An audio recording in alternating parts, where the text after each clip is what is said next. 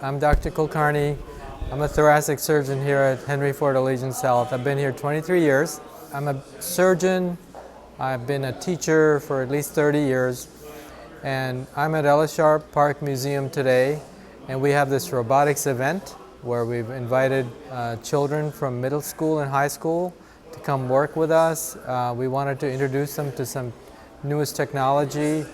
So we have the Vinci robotic system in our hospital. We have 2 such robots, and these robots are used to take care of patients by things such as removing gallbladders or removing cancers. And this is the latest, greatest technology that's available anywhere in the world, and it's available right here in Jackson County.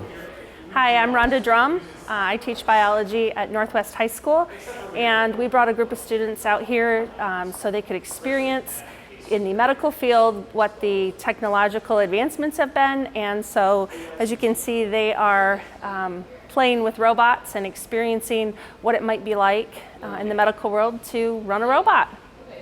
This is a great opportunity for kids to get to explore these fields that they may not otherwise have the opportunity to explore, and it might spark something in one of them to maybe go into the medical field.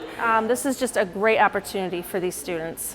I feel like the younger generations are going to be much better at it than we were because of their hand-eye coordination.